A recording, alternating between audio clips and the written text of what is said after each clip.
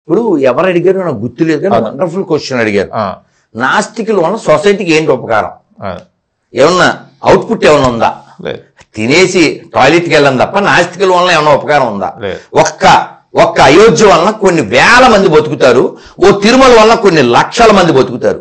Include దేవుడు లేడనే వాడికి లాభమే, మీ దేవుడిని మేము నమ్మం అన్నోడికి లాభమే. అది హిందూ ధర్మం, అది సనాతన ధర్మం. రమ్మండి ఎవరినైనా. ఇతని పేరు రాధా మనోహర్ దాస్.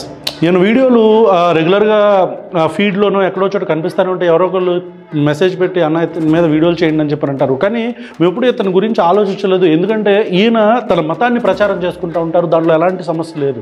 ఎవరి మతాన్ని వాళ్ళు ప్రచారం చేసుకుంటుంటారు. అలాగే కొంచెం వెటకారంగా కొంచెం వ్యంగ్యంగా కూడా వేరే మతాల గురించి మాట్లాడుతుంటారు. That is okay. కాకపోతే ఈయన కొత్తగా ఈయన వాదం ఈ నాస్తికుల మీదకి వచ్చింది ఏంటో ఈ మధ్య. ఇప్పుడు నేను ఇందాక వేసిన బయటలో నాస్తికుల వల్ల ఈ దేశానికి ఏమన్నా ఉపయోగం ఉందా అని అడుగుతున్న రాధా మనోహర్ దాస్ గారు అసలు ఉపయోగం అంటే ఏంటి అనేది డిఫైన్ చేయాలి. అంటే పెట్టుబడులు పెట్టడంలోనా, మత ప్రచారంలోనా, వ్యాపారాలు చేయటంలోనా, సామాజిక సేవలోన, కళలు ప్రోత్సహించడంలోనా, సాహిత్య రంగంలోనా, తాత్విక చింతనలోనా, దేంట్లో ఉపయోగం ఉండాలి అని రాధా మనోహర్ దాస్ గారు అడుగుతున్నారు. అంటే అన్నిట్లో నాస్తికులు ఉన్నారు కదా, పురాణాలు చదివితే సరిపోద్దా? అప్పుడప్పుడు చరిత్రలు కూడా చదవాలి కదా.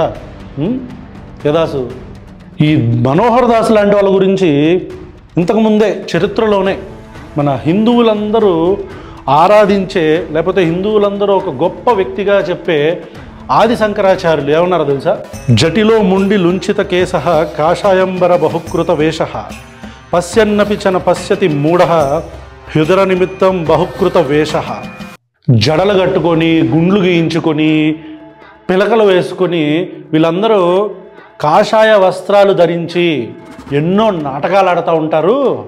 ఈ వేషాలన్నీ కూడా పొట్టకూటి కోసమే. కానీ వీరు మాత్రం వీళ్ళందరూ ఎవరైతే ఇలా చేస్తూ ఉంటారో వీళ్ళందరూ కళ్ళతో చూస్తున్న సత్యాలు కూడా చూడలేని గుడ్డివారు అని ఆయన అర్థం.